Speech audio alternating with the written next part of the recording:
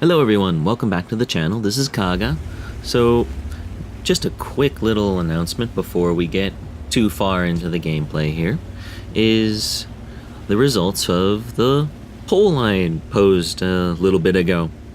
And you know, that poll that was talking about an upcoming video series where I'd talk about the some various passages from some famous military classics, and the two options that I had posed to everybody was either The Art of War by Sun Tzu or The Book of Five Rings by Miyamoto Musashi.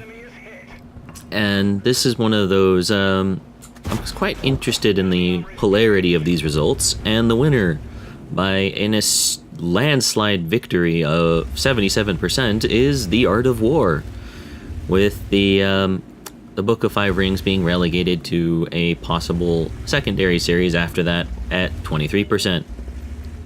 So look forward to that to come in like the next 2 weeks or so, the first episode of that. We'll see when I can finish collecting my thoughts on the exact presentation of that episode, and we'll get that uploaded as soon as we can.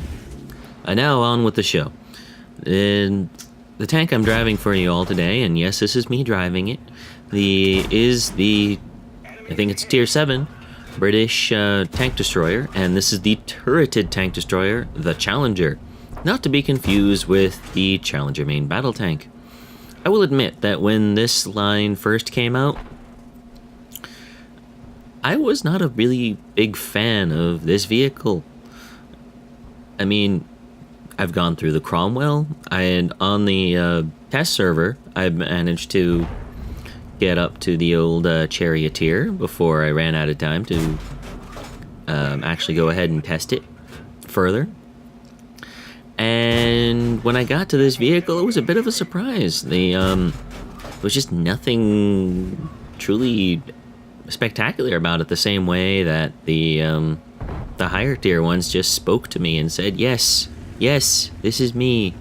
This is a good tank, or tank destroyer, to drive. I don't know, maybe it was the things getting adjusted between the test server and the live one, but this one never really sang to me. At least initially. And it took a very good break from World of Tanks for this vehicle to start really and truly talking with me, you know, in a way, and us having an understanding. Now, British tank destroyers are all a little quirky. Now, you have that AT-7, AT-8, AT-15, Tortai, and these things have, at least initially, kind of average guns, just they fire really, really quickly. And to some extent, this line has a similar philosophy. They have some of the best guns you'll get in tier for tier, especially on the Valentine Archer down at tier 5. Oh man, that thing is just lovely.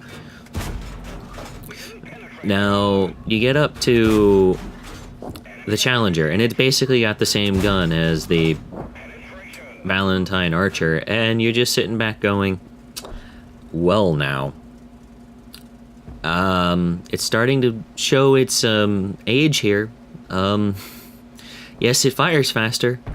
Yes, the tank goes faster, but it feels like at least initially, you have this inclination that if you want to do really well in this tank, that you kind of have to play it like an aggressive medium then, rather than a tank destroyer. And, well, I'm not going to say that's wrong, but it just doesn't have the up and go from a dead stop to be able to function in that capacity in every situation. It certainly doesn't have the armor that a tier 8, not a tier 8, but a tier 7 medium should have, because it's basically a Cromwell, which is very lightly armored even for a tier 6 medium. With exception to its turret. The turret's okay. The turret it's not great, but it's not perfect. And the reason it's not perfect is that the most well-armored part of the tank is in the back. I know, right? That makes so much sense. Britain, go home. You're drunk.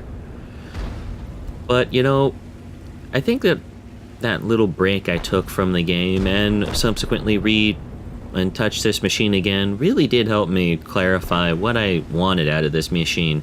And I think it's kind of one of those, it's kind of like a Hellcat.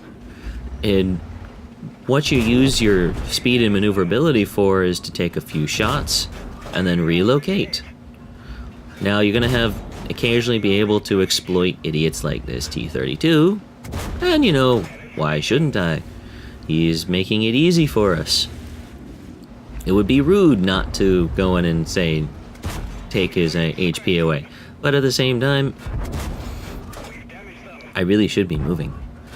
And I'm not really using the strength of this vehicle, which is to get up and to move. So in a sense, the Challenger really was a challenge for me, and it took a fairly good break to understand that. Well, not understand that it was a challenge, but to understand how to overcome that challenge. I think I'm going to look forward to playing this tank a little bit more often now, but will it be the subject of upcoming videos? Probably not. That's more a subject of, well, if you somehow get a Pools medal in the Challenger, well, yeah, of course that's worth a video, but, you know, I don't know. This thing, your average game probably won't speak to me the same way this one did, just because of, you know, the circumstances of it. Doing well was great. I was honestly, you know, with how we were shooting, I was surprised that it was top of the team, you know? It just didn't feel that way for it, and I guess that's also part of the challenge of the vehicle, is that nothing ever feels quite as fulfilling as those really large, meaty hits and slightly more alpha-y guns that you might find on other tank destroyers, and so you just don't feel like you're doing as much. And, you know, that is completely counter to what your right mouse button will tell you, or your right index finger, if you're right-handed, will tell you. I mean, come on, they will be screaming at you, listen, dumbass, we're clicking enough.